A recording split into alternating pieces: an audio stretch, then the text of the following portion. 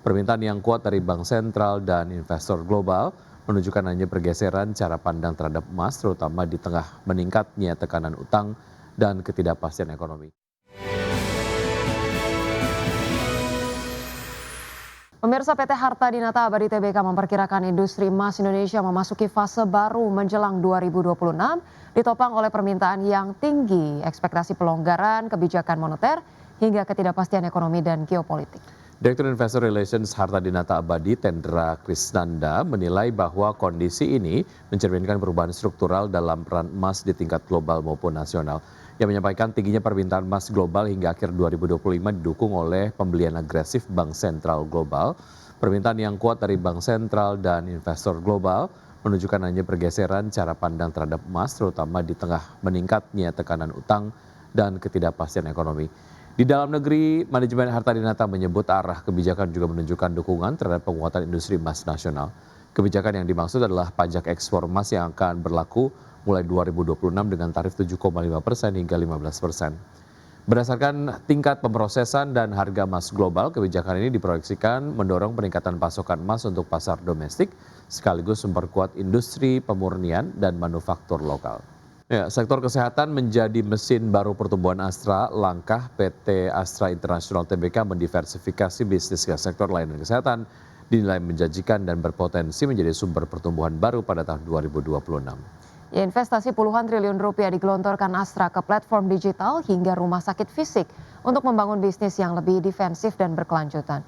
Analis menilai investasi Astra di platform digital Halodoc serta rumah sakit Hermina dan Heartology akan mulai memberikan kontribusi laba yang lebih stabil seiring meningkatnya skala dan kematangan operasional. Diversifikasi ini dinilai strategis untuk meningkatkan produktivitas aset serta mengkompensasi tekanan imbal hasil ekuitas di sektor bisnis tradisional Astra. Prospek positif sektor kesehatan didukung kuatnya permintaan domestik pertumbuhan kelas menengah serta potensi sinergi antara telemedis dan jaringan rumah sakit fisik. Namun analis mengingatkan adanya resiko regulasi BPJS Kesehatan seperti penerapan kelas rawat inap standar yang berpotensi menekan margin operasional. Implementasi sistem ERP dinilai dapat meningkatkan efisiensi dan menahan kenaikan biaya. Perjanjian perdagangan bebas Indonesia dan juga Uni Ekonomi Eurasia atau Indonesia FTA, Indonesia EU FTA segera dijalankan dalam rangka penguatan akses pasar. Ya, Menteri Perdagangan menyebutkan bahwa perjanjian perdagangan dengan Uni Ekonomi Eurasia ini akan mendorong pelaku usaha Indonesia untuk memaksimalkan potensi ekspornya.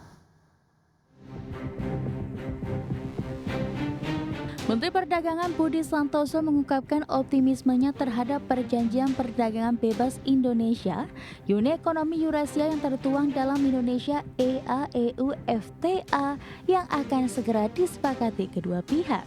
Di mana perjanjian ini akan menjadi momentum penting dalam penguatan akses pasar dan posisi strategis Indonesia di kawasan Eurasia.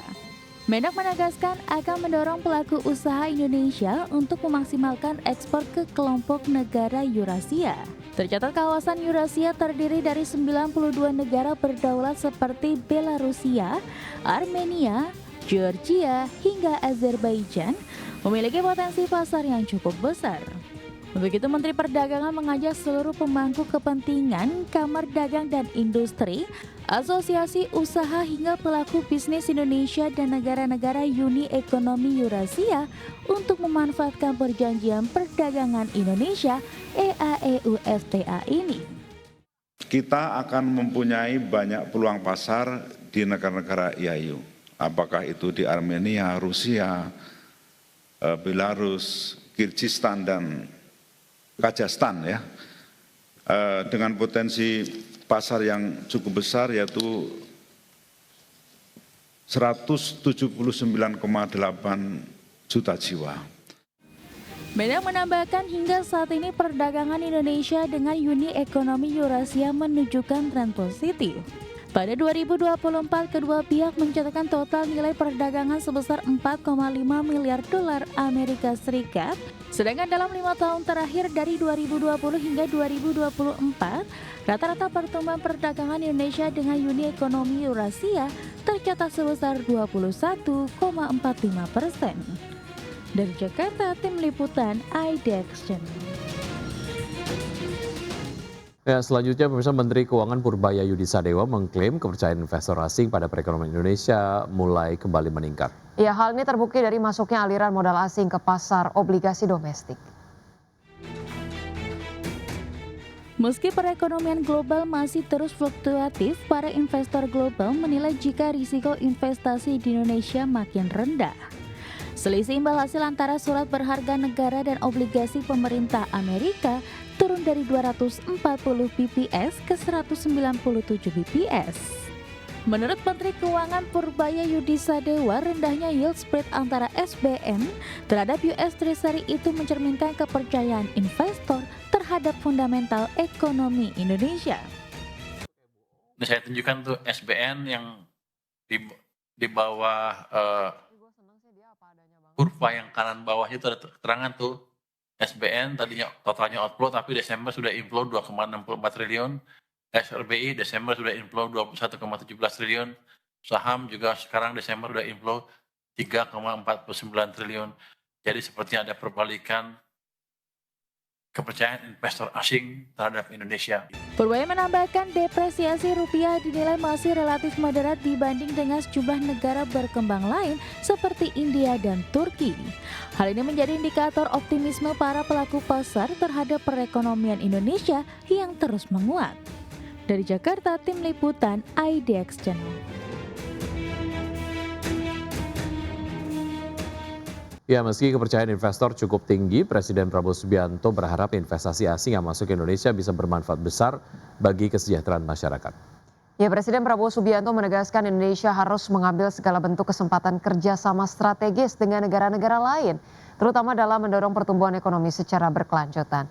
Terlebih lagi Indonesia tercatat sebagai negara dengan ekonomi terbesar ke-8 secara global.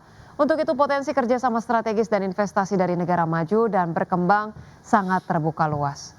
Presiden meminta seluruh kementerian dan lembaga selalu berkomitmen terhadap masuknya investasi harus bermanfaat besar bagi masyarakat, di mana investasi harus benar-benar bertujuan meningkatkan kesejahteraan rakyat, bukan dimanfaatkan untuk kepentingan elit. Pemerintah yang bersih kunci kebangkitan suatu bangsa.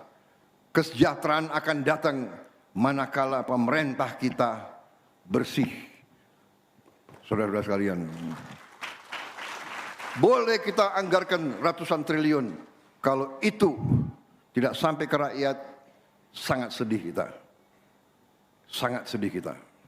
Ya. Tapi saya terima kasih sekali lagi, saya didukung menteri-menteri yang setia kepada bangsa dan rakyat. Saya minta ke mereka, jangan setia kepada Prabowo. Prabowo datang, Prabowo bisa pergi. Prabowo manusia. Setia kepada Republik, setia kepada rakyat.